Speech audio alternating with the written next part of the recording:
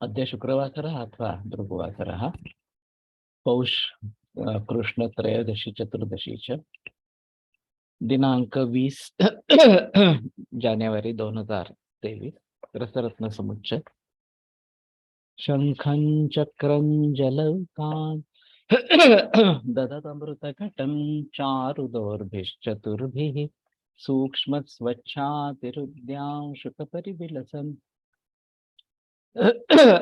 मौलिमम्भोजनेत्रं कालाम्भोदोज्ज्वलाङ्गं कटितटविलसच्चारुपीताम्बराढ्यं वन्दे धन्वन्तरिं तं निखिलगदवनप्रौढदावाग्निलीलं प्रौढदावाग्निलीलम् ब्रह्मणो हि समारब्धा मात्रेयाद्येषु पूजिताम् अस्मदाचार्यपर्यन्तां वन्दे गुरुपरम्पराम् आयुर्वेदरतं वन्दे माधवाख्यं महागुरुम् आयुर्वेदामृतं सर्वं शिष्येभ्यो यः प्रदत्तवान् द्रष्टाज्ञानी दृष्टकर्मा कृतकर्मा तथैव च अध्यापकोऽभिषक्श्रेष्ठो महान् संशोधकस्तथा गुणैरेतैः समुदितैः यत्कार्यं प्रतनोधिकः समृद्ध्यर्थं हि कार्यस्य वयं नु प्रयतामहे सरस्वत्यै नमो यस्याः प्रसादात् पुण्यकर्मभिः बुद्धिदर्पणसङ्क्रान्तं जगदध्यक्षमीक्षते आत्रेयं प्रथमं वन्दे आयुर्वेदजगद्गुरुम् आयुर्वेदामृतं सर्वं गृहीत्वा हि सुरेश्वरात् अग्निवेशादिकेभ्यो यत् प्रेच्छत् मुनिसत्तमः प्रथमं दन्त्रकर्तारम् अग्निवेशं नमाम्यहम्।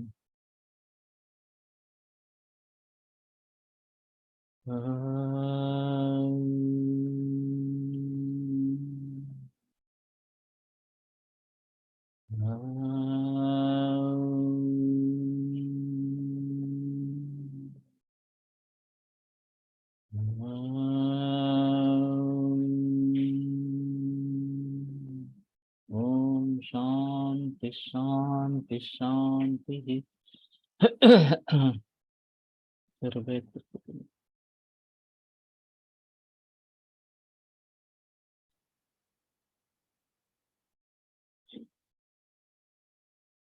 नंति वैद्याभिमानेन शतानि अनिहितायुषाम्। तो अपने को वैद्य समझ लेते हैं और यदृच्छया समापन्नम आतुरम, इस प्रकार से यदृच्छा से अगर किसी आतुर में सिद्धि हो जाती है तो फिर वो अपने आप को वैद्य समझने लगते हैं और सैकड़ों लोगों को मार देते हैं। अज्ञात शास्त्र सद्भावान शास्त्र मात्र परायणान तान वर्जयेत विषक पाषाण पाषाण वैवस्वतानि। तो जिनको शास्त्र सद्भाव मालूम नहीं है और केवल शास्त्र ही पढ़ने वाले इस प्रकार के हैं, तो उसका जो गर्भितार्थ है वो समझ नहीं पा रहे इस प्रकार से। तो ये ढोंग रचाते हुए इस प्रकार के, तो उनको वर्जयत भिषक पाशान, उन भिषक के पाशों को टालना है। पाषाण वैवस्वता निव, जैसे यमक के पाश को टालना है, इस प्रकार से वो करना है। प्रतिभूत शास्त्र में दर्शनम विपुला मति ताभ्याम भिषक संयुक्ताभ्याम चिकित्सन नापराध्य।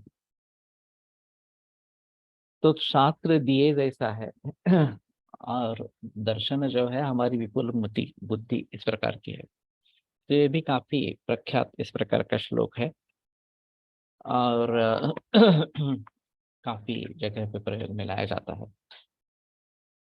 तो शास्त्र दिए जैसा है, अगर दिए का प्रकाश न हो तो हम देख नहीं पाएंगे, और अगर हमारी विजन ही नहीं है तो भी हम नहीं देख पाएंगे। तो ये दोनों साथ में अच्छी तरीके से रहेंगे, प्रकाश और विजन। उसी प्रकार से शास्त्र भी अच्छा है और हमारी मति भी अच्छी है, विपुल मति इस प्रकार की है जो दर्शन जैसा काम करती है। अभ्याम विषक संयुक्त अभ्याम चिकित्सन नापराध देती है। तो दोनों की जोड़ अगर अच्छी तरीके की है तो वो चिकित्सा करते हुए अपराध इस प्रकार का नहीं करता। क्वचिद अर्था क्वचिन मैत्री क्वचित धर्म क्वचित यशः कर्माभ्यास क्वचित अभ्यास योगश्च चिकित्सा नास्ति निष्फला। तो चिकित्सा कभी भी निष्फल नहीं होती। क्वचित अर्थः, कभी पैसों की प्राप्ति होती है, क्वचित मैत्री हो जाती है, क्वचित धर्मः, कभी हमारा धर्म है, क्वचित यशः, क्वचित यश प्राप्त हो जाता है, क्वचित अभ्यास योगश्च, और ये कुछ भी नहीं हुआ तो भी अभ्यास योग तो होता ही है इस प्रकार से। तो क्वचित अभ्यास योगश्च चिकित्सा नास्ति निष्फला, तो इस प्रकार से चिकित्सा निष्फल कभी नहीं होती इस प्रकार से। तो सनातनत्वात् वेदानाम् अक्षरत्वात् तथैव च चिकित्सितात् पुण्यतरं न किंचिदपि शुश्रूम, ये दूसरा एक श्लोक है इस प्रकार का कि वेद सनातन इस प्रकार के है, अक्षर इस प्रकार के है, और इसलिए चिकित्सा से पुण्यतम दूसरा कार्य कोई नहीं है। तो कहने का तात्पर्य अर्थ ये है कि चिकित्सा एक बहुत अच्छा इस प्रकार का कार्य है, और कुछ ना कुछ फायदा तो उससे मिलता ही है, ये आवश्यक बात इस प्रकार की होगी। तो कुछ मरीज ऐसे होते हैं बहुत पैसे देके जाते हैं इस प्रकार से, कुछ मैत्री इस प्रकार की हो जाती है, अच्छे मित्र हमें मिल जाते हैं। मेरा एक सुझाव है कि हमारे क्लिनिक में छात्र आते रहने चाहिए, उनका भी फायदा होता है और हमारा भी फायदा होता है। मेरे पास पहली जो कैंसर की केस आई थी, वो एक छात्र के जरिए आई थी, उसके रिश्ते में थे, 15 दिन का आयु बताया था, और चिकित्सा करने के बाद 33 बरस जिंदा रहे। तो इस प्रकार का टर्निंग पॉइंट भी हो सकता है छात्रों के जरिए, कि अच्छे इस प्रकार के, अगर वो पैसे देने वाले नहीं है, निजी छात्र, निजी उनके रिश्तेदार है वगैरह वगैरह इस प्रकार से है, तो भी अगर इस प्रकार का यश मिलता है, क्वचित यशः इस प्रकार से, तो भी अच्छी बात है। क्वचित धर्मः, तो एक साधु सन्यासी वगैरह इस प्रकार के जो है, वो उनकी चिकित्सा करना ये हमारा धर्म है इस प्रकार से। तो मेरे पास काफी जैन साधु साध्वियाँ आती रहती है, इस्कॉन के काफी लोग आते रहते हैं इस प्रकार से। तो इनसे पैसा नहीं लेना है, दवा के जो पैसे लेने हैं वो नहीं लेने हैं, आप जो बाहर के दवाइयाँ वगैरह बताएंगे या दे देंगे क्लिनिक से, वो शायद ले लेंगे, शतावरी च्यवनप्राश वगैरह इस प्रकार से। लेकिन इसके बारे में तस्माद् उपाचार्य स्वेन स्वेन निस्व तपस्विनः, जिनके पास पैसा नहीं है, इस प्रकार के तपस्वी लोगों की खुद के पैसों से चिकित्सा करें, ये अष्टांग हृदय में बताया है। तो ये धर्मो रक्षति रक्षितः, धर्म के हिसाब से ये बहुत अच्छा इस प्रकार का मामला है। और हमें चाहिए कि सामने जो व्यक्ति बैठा है उसको हम पूरी तरीके से न्याय कैसे दे सकेंगे, इतना ही सोचना है। पैसे मिलने वाले हैं नहीं मिलने वाले हैं, बाकी सब कुछ बारे में कुछ भी सोचना नहीं है।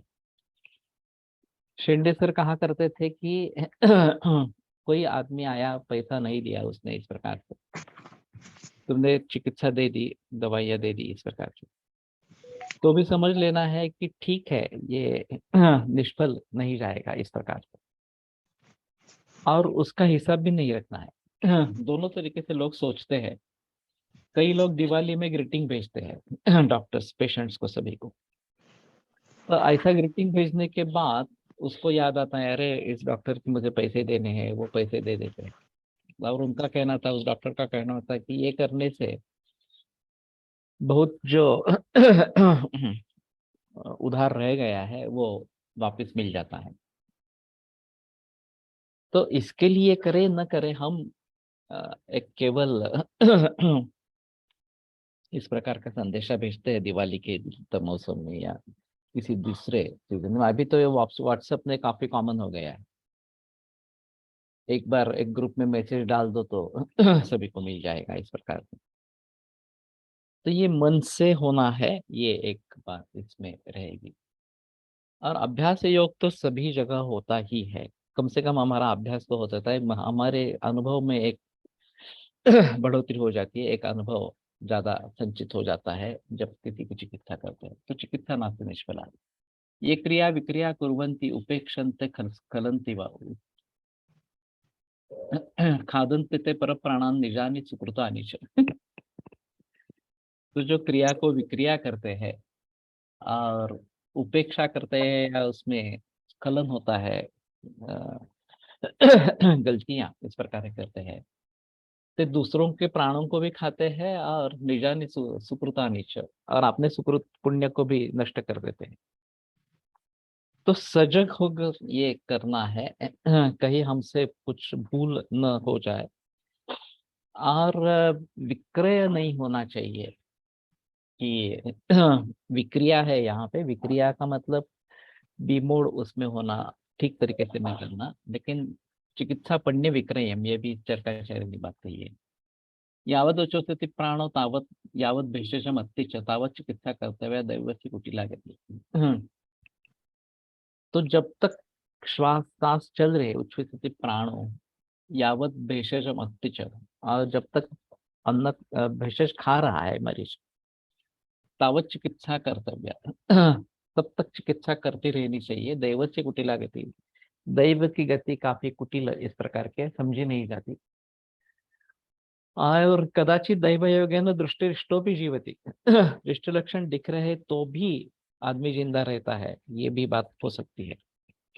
तो ये दोनों विभिन्न तरीके के दो अलग सूत्र इस प्रकार के हैं कि इस प्रकार से यावत कंठगता प्राण तावत कार्य प्रतिक्रिया, कदाचित दैव योगेन दृष्टो सिद्ध्यति, ये दूसरा श्लोक है। और ये तावत चिकित्सा करता हुआ दैव से कुटिला गति, तो मालूम नहीं किसका दैव किस प्रकार का है, उसका हमारा वगैरह वगैरह। और फिर अगर बच जाता है तो बड़ा संतोष होता है। मैंने डोंबिवली का एक मरीज था, एक 67 साल के औरत थी, ओरिजिनल ब्रेस्ट कैंसर, फिर लिवर और ब्रेन में मेटास्टेसिस इस प्रकार की थी। पेशेंट वोखार्ड में एडमिट थी,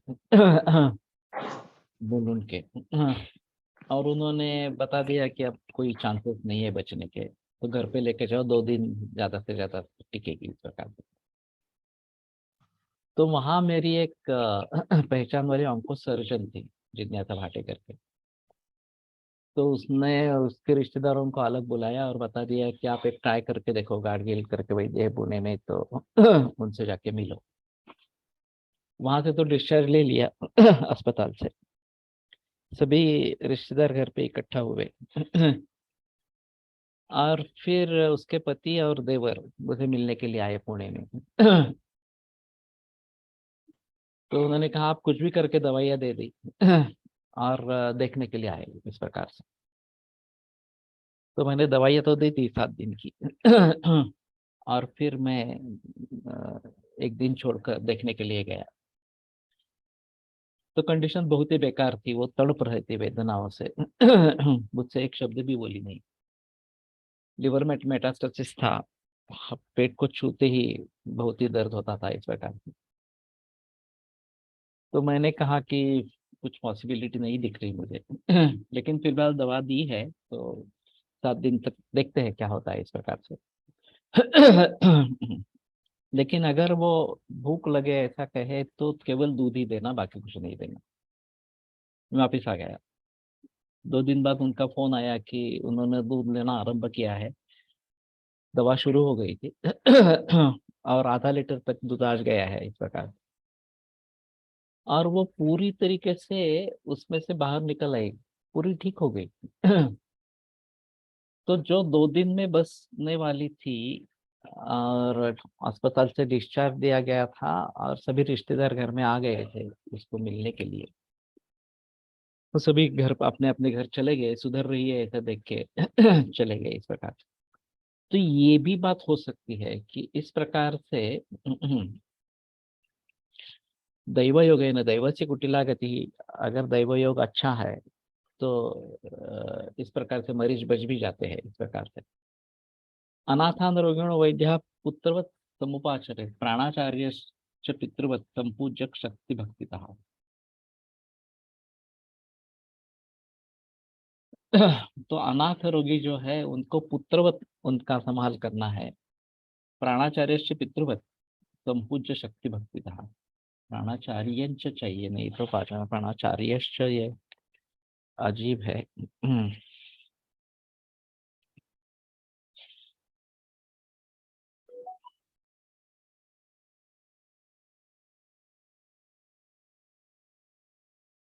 तो सिर्फ इसके लिए है, पेशेंट के लिए है। तो शक्ति और भक्ति से प्राणाचार्य की पितृवत पूजा करनी है। जो इस प्रकार से रोगियों की चिकित्सा करता है, अनाथ रोगियों की चिकित्सा करता है, पुत्रवत समुपाचार, पुत्र के जैसे उसकी इसका उपचार करें।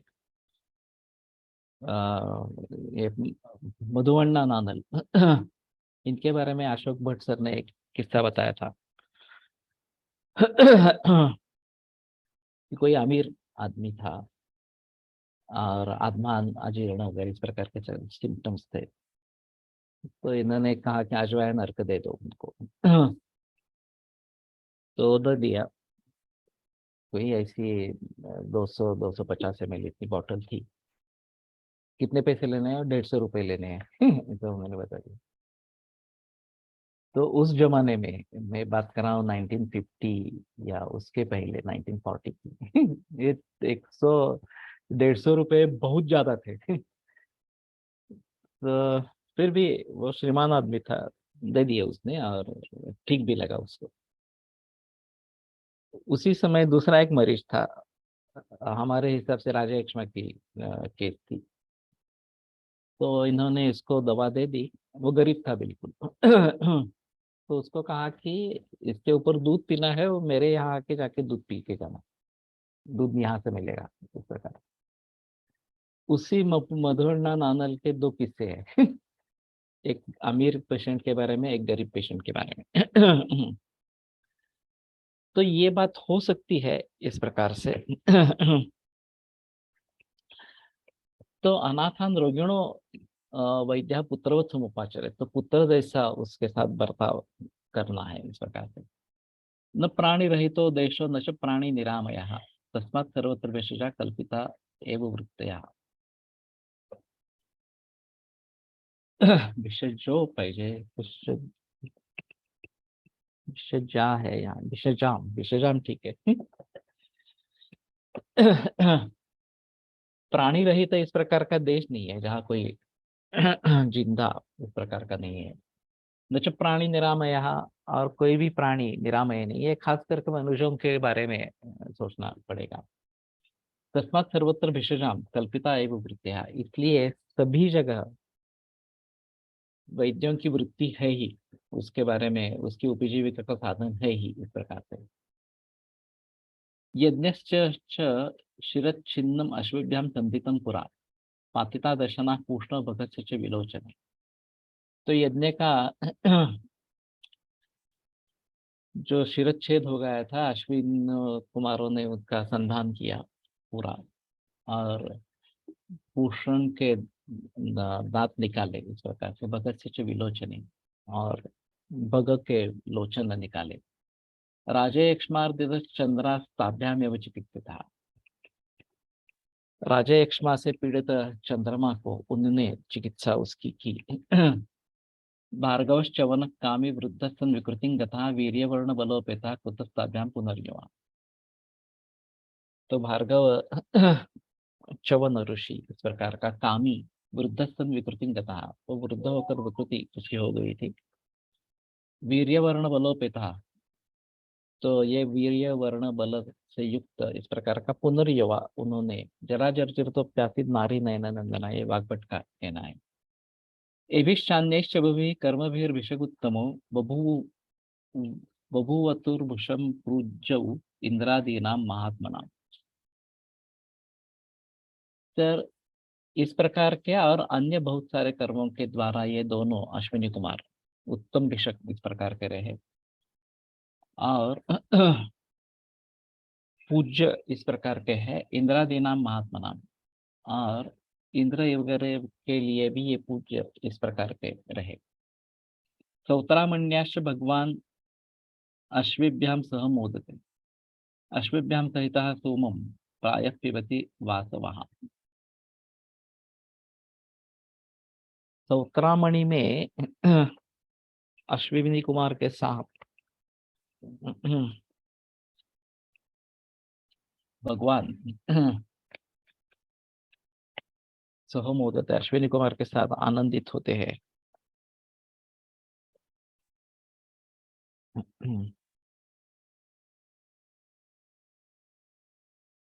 तो उत्तरामंडी नामक यज्ञ में स्वयं भगवान इंद्र अश्विनी कुमार के साथ आनंद का उपभोग करते हैं तथा उन्हीं के साथ सोमपान करते हैं। सोमम प्रायः पिबति वासव, वासव यानी कि इंद्र इस प्रकार से। तो भगवान वासव, ये अन्वय लगाना पड़ेगा इसमें।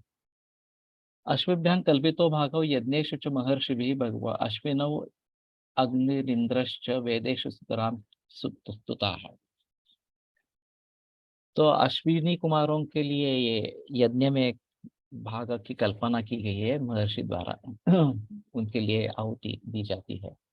अश्विनव अग्नि ही इंद्रश्च वेदेषु सुतरां स्तुताः। अश्विनी, इंद्र और अग्नि, इनकी वेदों में अच्छी स्तुति इस प्रकार की गई है।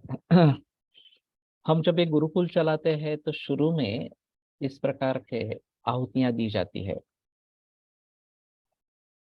और धन्वंतरि से लेकर या ब्रह्मा से लेकर, धन्वंतरि से भी नहीं, धन्वंतरि बाद में आता है, ब्रह्मा से लेकर इन सभी के लिए आहुतियां दी जाती है।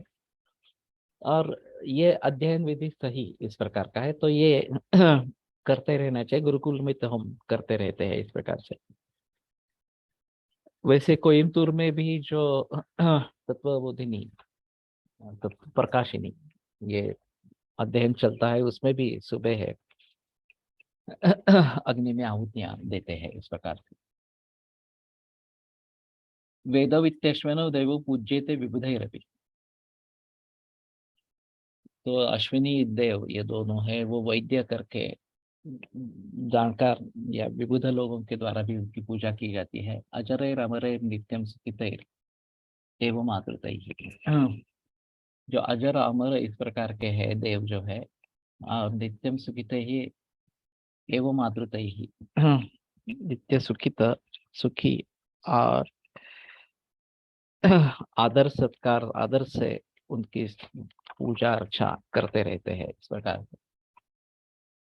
व्याधि मृत्यु जराग्रस्त दुख प्राय सुखार्थ भी किम पुनर्विशेषो मर्त्य ही पूजा नात्मशक्ति का। अगर देवों के द्वारा भी इनकी इस प्रकार की पूजा अर्चा होती रहती है, तो व्याधि मृत्यु जरा इससे ग्रस्त दुख प्राय इस प्रकार के जो सुख की कामना करते हैं सुखार्थी, किम पुनः भिषजो मर्त्य ही, तो मर्त्य भिषजों के द्वारा इनकी पूजा क्यों नहीं की जाए।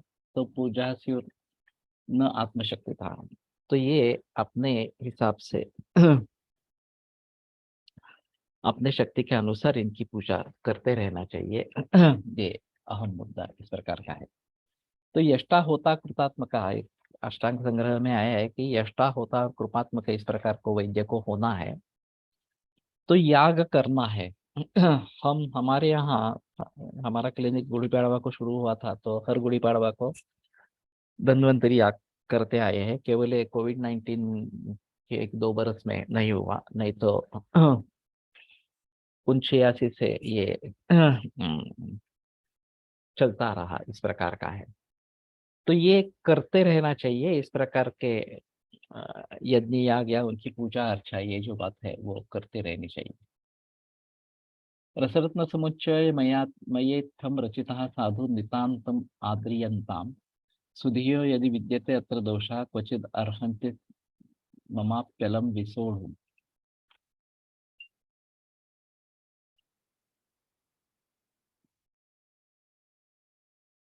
तो इत्थम मया रसरत्न समुच्चय विरचितः, इस प्रकार से मैंने रसरत्न समुच्चय की रचना की है। साधु नितांतम आद्रियंताम, तो अच्छी तरीके से बनाया है और उसका आदर करो, नितांत आदर करो। सुधियो यदि विद्यते, तो अच्छी बुद्धि जिनकी है उनके लिए ये अच्छा है।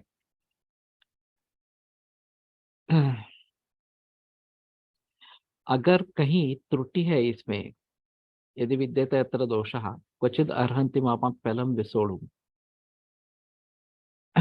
तो विद्वत वृंद उसे सर्वदयता पूर्वक सहन करे।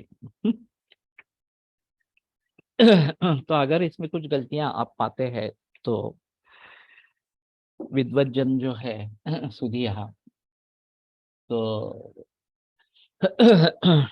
उसको सहन कर ले, उसको क्षमा करे इस प्रकार से। तो इस प्रकार से वाग्भट विरचित, और ये वाग्भट कौन सा है ये बताना मुश्किल इस प्रकार का रहेगा।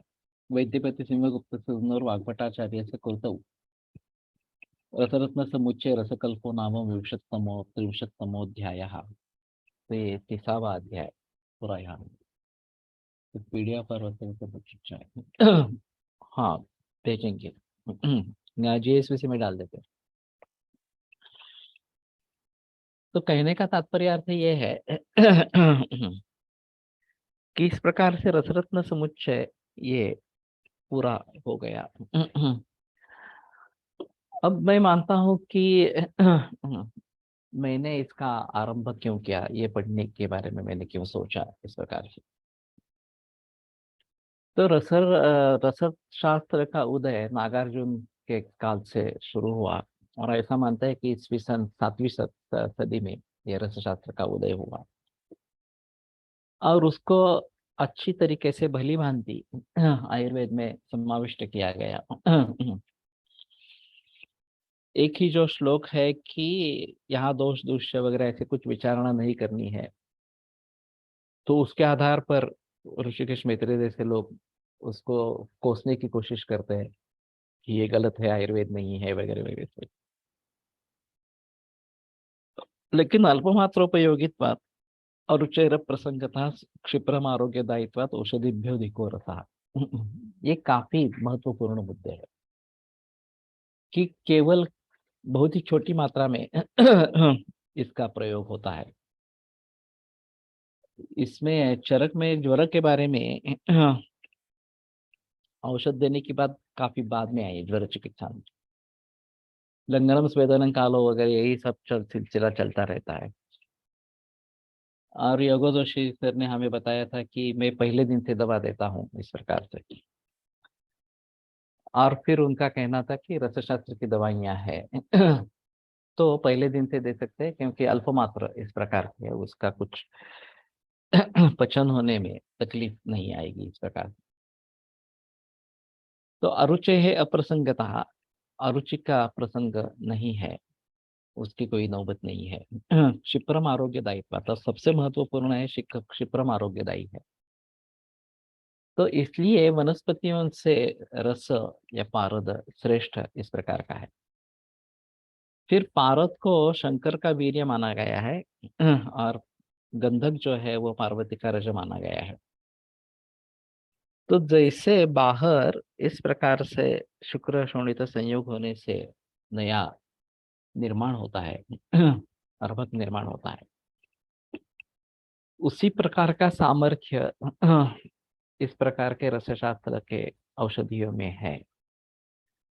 और ये भी एक अहम मुद्दा इस प्रकार का रहेगा कि पारागंधक कज्जली जो बनती है वो बहुत सारे औषधियों का बेस है। और जैसे बाकेवाडीकर सर का कहना था कि एक अलग समूर्छना बनती है, मूर्छितो हरति व्याधि।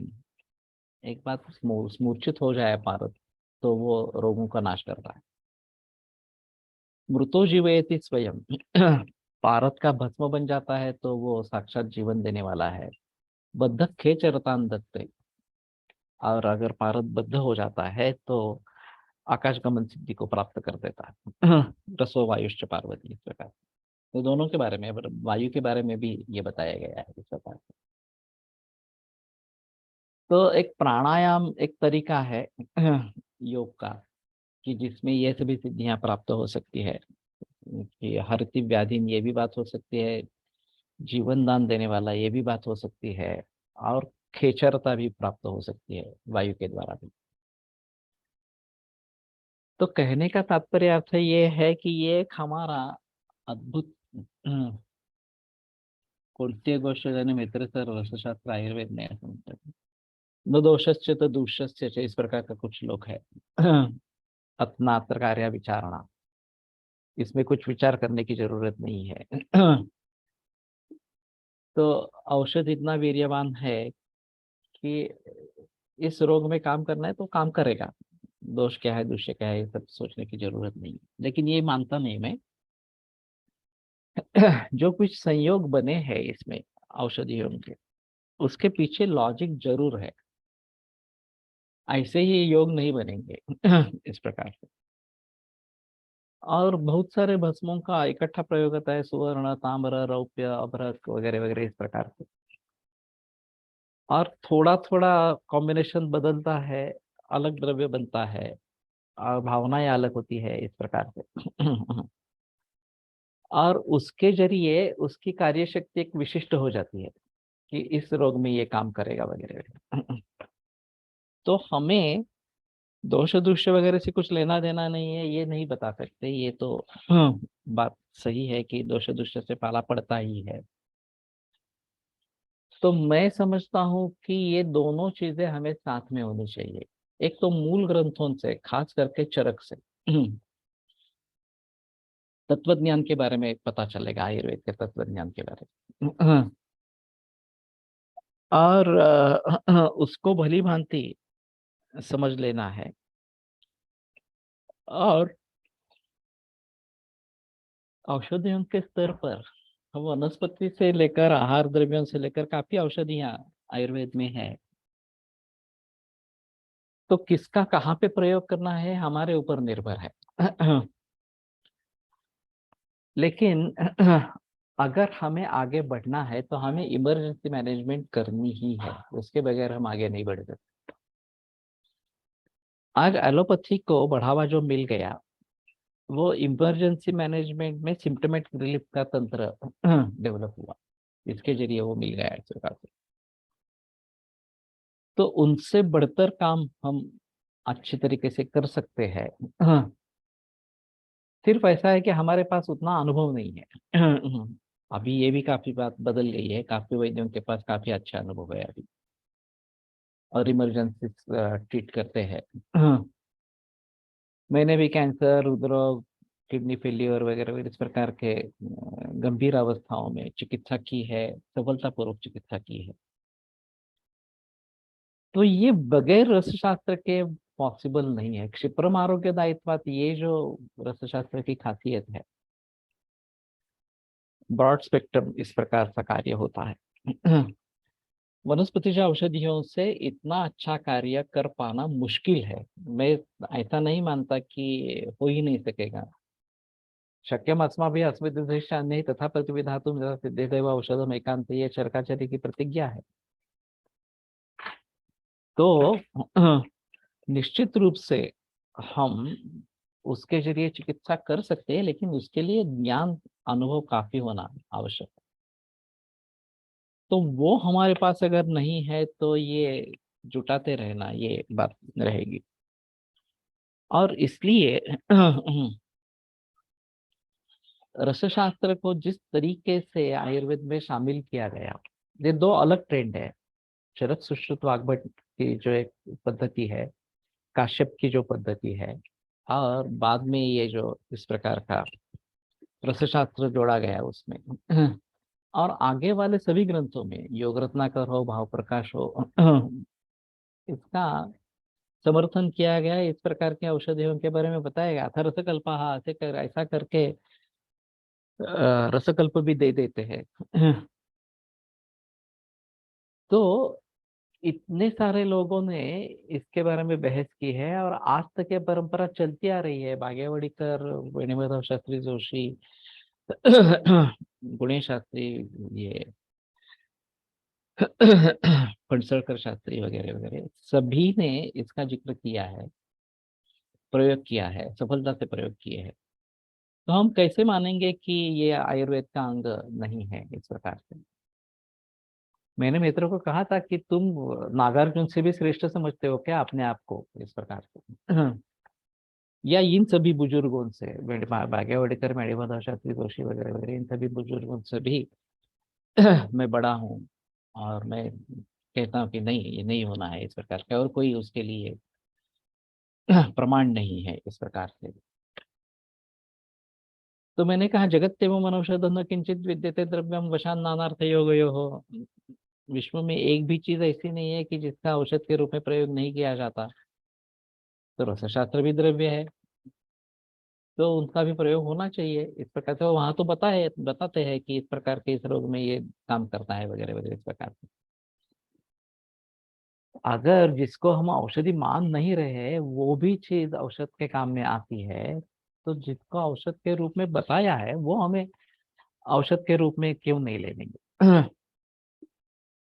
उसके ऊपर उसका कहना था कि तो एलोपैथिक दवाइयां क्यों नहीं, वो भी द्रव्य है। मैंने कहा हाँ, ठीक है, द्रव्य है। अगर तुम्हें करना ही है, एलोपैथी की दवाइयों का प्रयोग करना है, करो, कौन रोकता है तुम्हें? इतने सारे बीएमएस लोग कर ही रहे हैं एलोपैथी की दवाइयां, दे ही रहे हैं।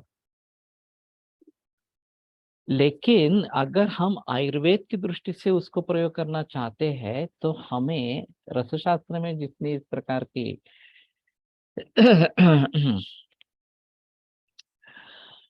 अ, व्यवस्था की गई है कि ये नॉन टॉक्सिक हो जाए, विषारी द्रव्य है मालूम है फिर भी उनका प्रयोग किया है, तो नॉन टॉक्सिक कैसे बनेंगे? इसके बारे में काफी बहस की गई है। और किस रोग के लिए किस प्रकार से भस्म बनाए वगैरह वगैरह, इसके बारे में बहस की गई है। तो ये बात अगर हमारे सामने है, तो उसी प्रकार के एलोपैथी के द्रव्यों के बारे में सोचो कि एस्पिरिन की बुरे परिणाम न हो और अच्छे परिणाम हो। इसलिए एस्पिरिन को इस प्रकार की भावना देनी है, पुट देना है, कुछ भी जो में तुम्हें करना है करो इस प्रकार से। और लाओ आयुर्वेद में। लेकिन वो एलोपैथी का ड्रग नहीं रहेगा, वो फिर आयुर्वेद का ड्रग बन जाएगा इस प्रकार से। तो केवल एलोपैथी की दवाइयां क्यों नहीं, ऐसे बहस करके रसशास्त्र को ठुकराना ये बराबर नहीं है इस प्रकार से। लेकिन वो कुछ मानने के लिए, सुनने के लिए तैयार ही नहीं होता। और फिर ये बड़ी मुसीबत हो जाती है, क्योंकि उसको मानने वाले कई छात्र हैं। और शुरू के अवस्था में अगर इस प्रकार की बात हो जाती है, जबकि अध्ययन नहीं है, जबकि अनुभव नहीं है इस प्रकार से, तो लोग बहक जाते हैं। अरे नहीं, रसशास्त्र हमारा अंग नहीं है, मानस हमारा अंग नहीं है, वगैरह वगैरह इस प्रकार से। और ये अपने ही पांव पर कुल्हाड़ मारना इस प्रकार का है। वैसे आयुर्वेद करने वाले बहुत कम है बीएमएस होकर।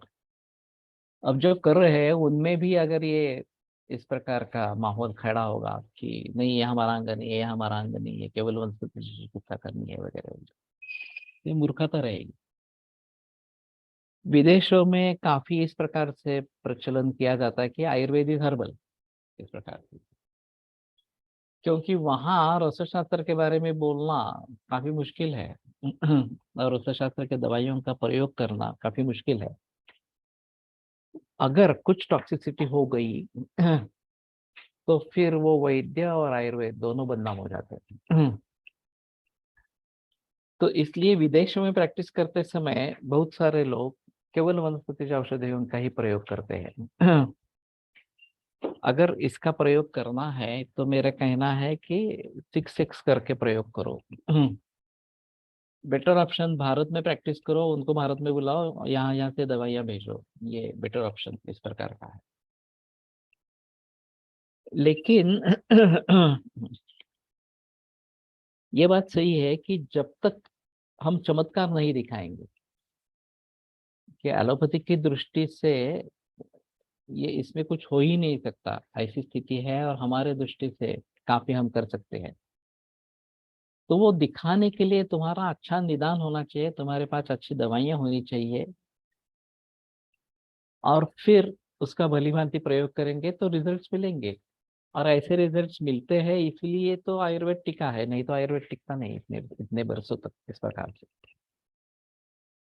तो ये सामर्थ्य आयुर्वेद में है, उसमें कोई संदेह की बात इस प्रकार की नहीं है। मैंने उसको एक त्र्यंबक शास्त्री की बात बताई थी। त्र्यंबक शास्त्री करके वाराणसी में एक बहुत विद्वान वैद्य थे, और रसशास्त्र की ही प्रैक्टिस करते थे। तो इन्होंने एक किस्सा बताया था, हर्डीकर जी बड़ौदा के, उनके पिता कुछ साधना करने के लिए वाराणसी गए थे। और फिर किराए पर मकान लिया था, वहां पे रह रहे थे। बताया नहीं था कि मैं वैद्य हूँ इस प्रकार से। तो जिस घर में रहे उसकी औरत को रसोई औषधि भेजते हैं तो उसमें प्रॉब्लम नहीं आती, लेकिन ऐसा है कि अगर पकड़ा गया और इसमें अ, खास करके लेड पाया गया, वही मिलता है ज्यादा, तो नौबत आ सकती है हमारे लिए और उसके लिए भी, आयुर्वेद के लिए भी। इसलिए थोड़ा जागरूक इसमें रहना है। तो उस औरत को सर्पदंश हुआ, तो त्र्यंबक शास्त्री के पास चले गए। उन्होंने दवाइयों का प्रयोग किया, लेकिन फायदा नहीं हुआ। अब वो मरने वाली थी। तो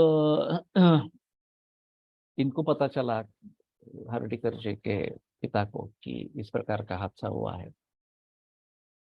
तो बोले मैं देखता हूँ एक बार। तो उन्होंने नाड़ी परीक्षा वगैरह की और कुछ दवाइयाँ दी थी, मालूम नहीं उनके पास क्या क्या था नहीं था वगैरह, लेकिन वो बच गई। फिर लोगों को पता चला कि ये अच्छे वैद्य है। त्र्यंबक शास्त्री को भी पता लग गया कि किसी दूसरे वैद्य ने चिकित्सा की और वो बच गई। उन्होंने तो कह दिया कि ये मर जाएगी, अब कुछ पॉसिबल नहीं है इस प्रकार से। तो उससे पहले, ये हादसा होने से पहले, ये त्र्यंबक शास्त्री को मिलने के लिए उनके पास गए थे और कुछ दवाइयों के बारे में पूछा कि कौन सी दवाई दी है वगैरह इस प्रकार। तो बोले कि आप अगर वैद्य है तो आपका दवा मालूम होनी चाहिए, अगर आप वैद्य नहीं है तो आपको बताने का क्या मतलब है। तो ऐसे कैसे उन्होंने बात टाल दी। अब ये हादसा होने के बाद त्र्यंबक शास्त्री ने उनको बुलाया फिर से और पूछा कि कौन सी दवा दी थी। तो उसका जवाब उन्होंने वैसा ही दिया, अब अगर आप वैद्य हैं तो आपको मालूम ना होना चाहिए कि दवाई कौन सी है, इस प्रकार से। तो मैं नहीं बताऊंगा। तो ये अजीब किस्सा है। फिर बाद में ऐसा हुआ कि उनके पास मरीज आने लगे। इनके पास तो कोई दवाइयाँ नहीं थी। तो फिर वो चिट्ठी भेजते थे अपने अहमदाबाद में, गांव में, और ये दवाइयाँ इस मरीज के लिए देनी है, इस प्रकार से दे देते थे। और उनका कहना था मैं यहाँ प्रैक्टिस के लिए नहीं आया हूँ, तो मैं दवाइयों के दाम नहीं लूंगा। तो 3 महीने तक उनका अनुष्ठान चलता रहा। 3 महीने तक ये मुफ्त दवाइयाँ सभी को देते रहे इस प्रकार से। फिर बाद में उन्होंने सोचा कि अब यहाँ अनुष्ठान नहीं होगा। वापिस चले आए। तो ये एक अजीब किस्सा है हर्षिकर जी के पिताजी का, इस प्रकार से। और दूसरा भी मुझे याद था।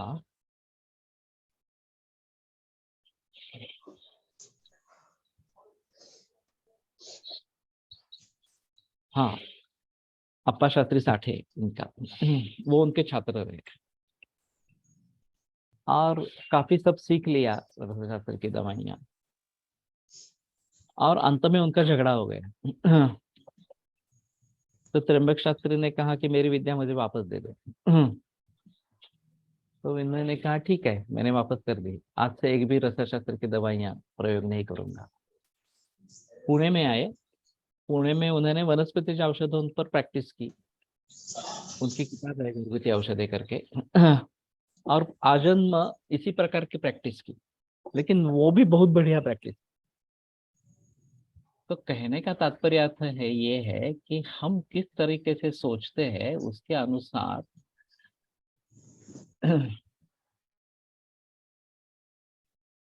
हम कर सकते हैं।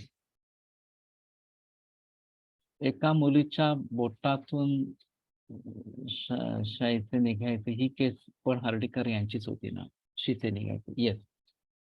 लेकिन ये अभी के हार्डीकर थे, उनकी केस थी।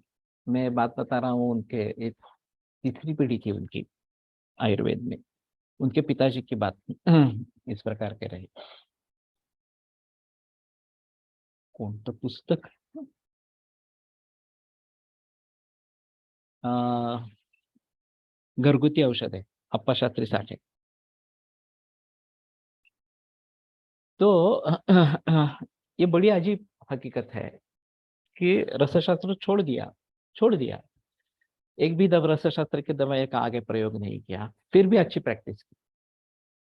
तो मैंने ऋषिकेश को कहा था कि तुम करो ना, तुम केवल वनस्पति से चिकित्सा करो, कोई प्रॉब्लम नहीं है उसमें। अच्छा खासा यश यश पाओ, और उसको बताते रहो कि ये मैंने इस प्रकार से किया है और इतने अच्छे रिजल्ट्स मिले हैं वगैरह वगैरह, इस प्रकार से पॉजिटिव जो चीजें हैं उसको प्रचार प्रसार करते रहो, निगेटिविटी क्यों फैलाते हो? माधव निदान अच्छा नहीं है, ये रसशास्त्र हमारा नहीं है, मानस व्याधियों के बारे में हम कुछ नहीं करते, आयुर्वेद में भूतेभ्य परम यस्मात् नास्ति चिकित्स्यते वगैरह वगैरह।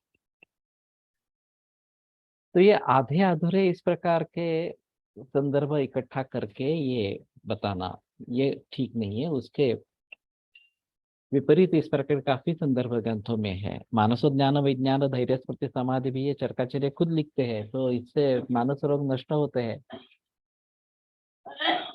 तो हमारे शास्त्र में मानस का कोई संबंध नहीं है, ये बात बताना गलत है इस प्रकार से।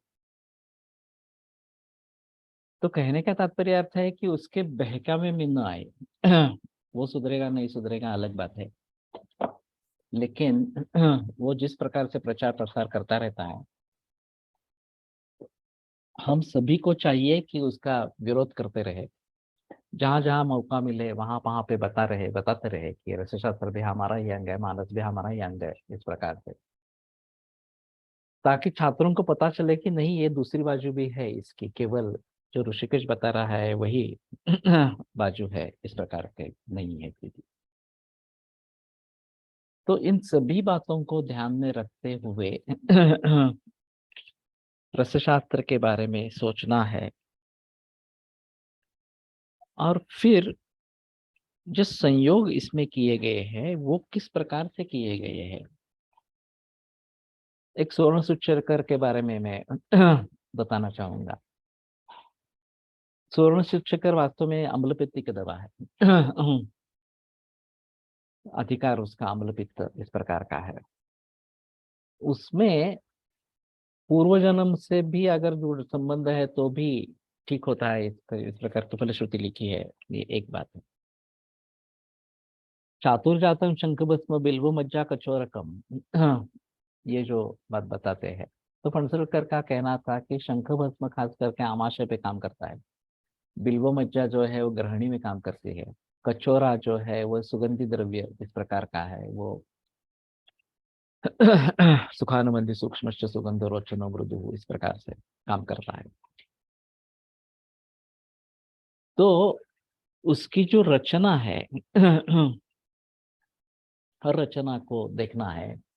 सुवर्ण और ताम्र इकट्ठा है, और जैसे गर विष में गरे पेश विधि स्मृता न सज्जते हेम पांगे पद्म पत्तरिम विवत विषम, ये जो बात बताई गई है, विषमुक्ताय दद्याच सूक्ष्म ताम्र रजः काले, इस प्रकार से शुद्धाय और नोपदस्ता सूक्ष्म ताम्र रजः काले, पहले ताम्र देना है फिर सुवर्ण देना है।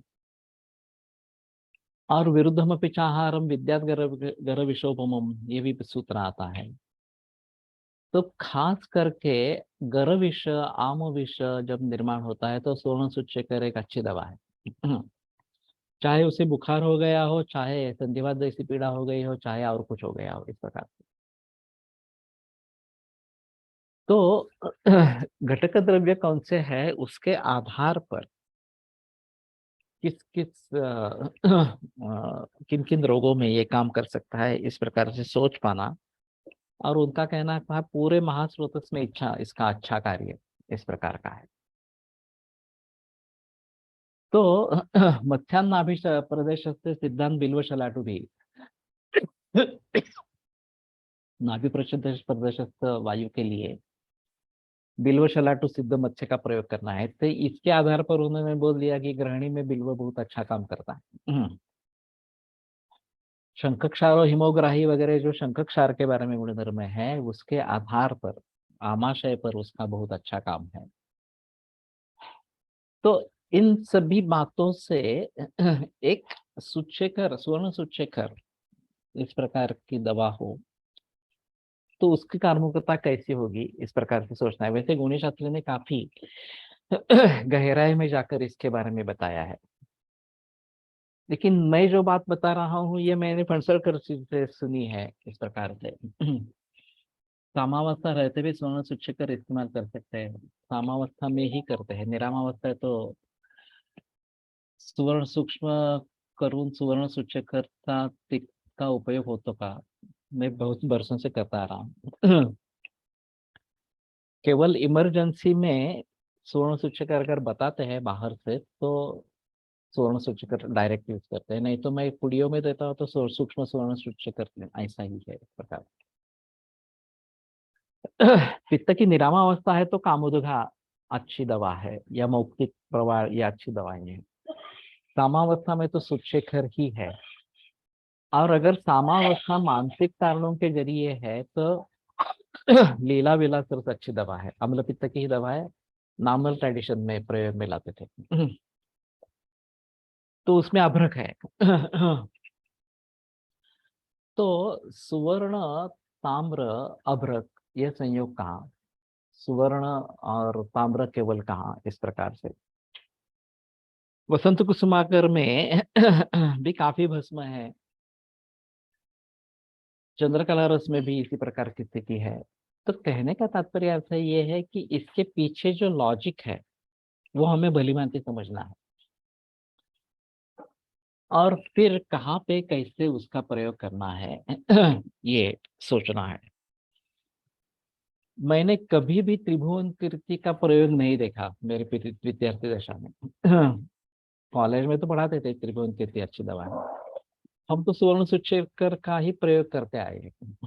ज्यादा से ज्यादा अगर कप प्रधान इस प्रकार की अवस्था है तो ज्वरांकुश रस इस प्रकार का, या कपकेतु रस उसके साथ सुवर्ण सूचकर इस प्रकार से।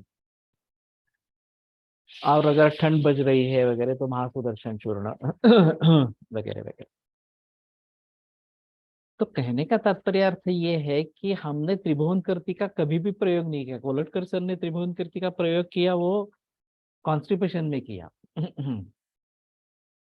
पेशेंट की तकलीफ थी कॉन्स्टिपेशन की, हिस्ट्री लेते समय पता चला कि स्वेद बिल्कुल ही नहीं आता है, तो सर ने केवल त्रिभुवन कीर्ति दिन में 3 बार दे दी, स्वेद प्रवर्तन भी होने लगा। और पुरुषम उत्तर सज्जंति कथंचन, ये जो बात बताई गई है स्वेद विद्या अध्याय में चरक के, उसके अनुसार कॉन्स्टिपेशन भी रिलीव हो गया त्रिभुवन कीर्ति से।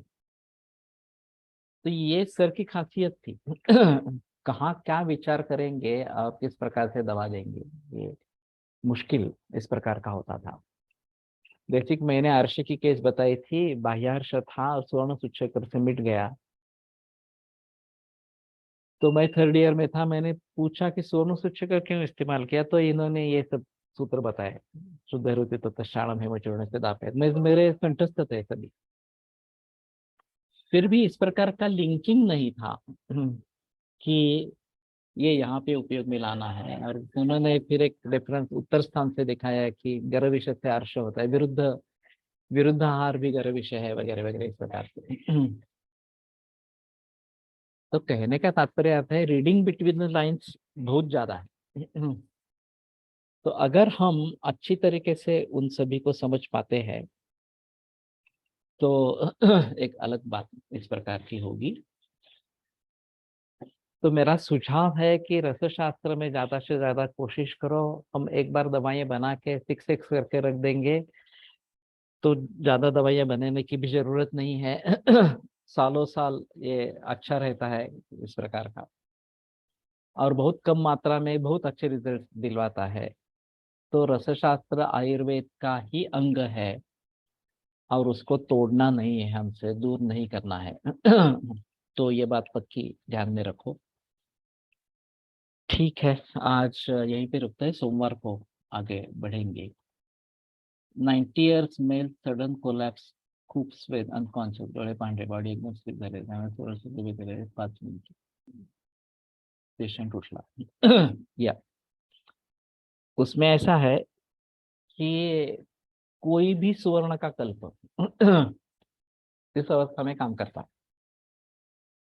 हिमगर्भ है आपके पास तो हिमगर्भ बहुत अच्छा है, योगेंद्र रस है, बृहत्वा चिंतामणि है, स्वर्ण सुच्छेखर है, सोना है, सीधा घिस के दे देंगे शहद में तो उससे भी काम होता है।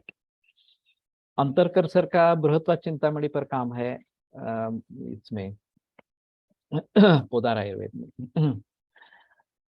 और उन्होंने ईसीजी का रिकॉर्ड रखा है कि पहले आया तो ईसीजी किस प्रकार का, बाद में किस प्रकार का, वगैरह वगैरह, और कैसे पेशेंट सुधर गया। तो एक एलोपैथी के डॉक्टर ने कहा कि ये तो बढ़िया है, लेकिन आप डबल ब्लाइंड ट्रायल करके देखो। तो अंतरकर होशियार थे, उन्होंने कहा कि हमारे यहाँ फैसिलिटी नहीं है, आपके यहाँ करो, मैं आता हूँ। क्योंकि यहाँ पे एथिकल कमेटी का प्रॉब्लम इशू हो जाएगा। और हार्ट अटैक जैसे कंडीशन में डबल ब्लाइंड ट्रायल करना मूर्खता है।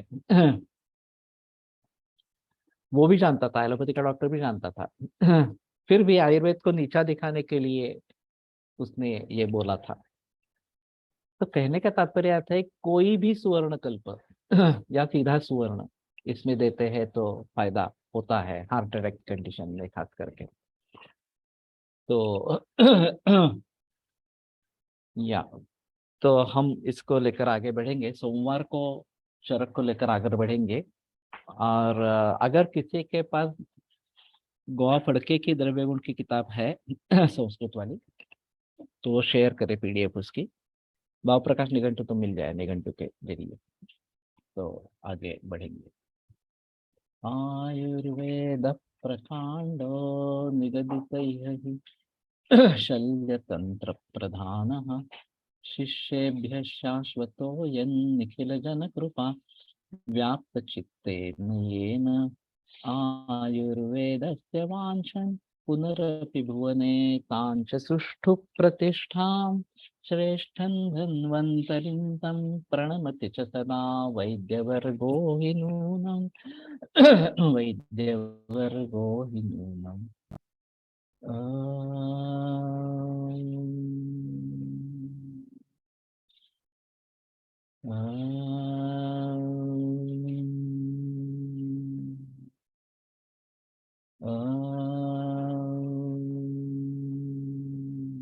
ओम शांति शांति शांति।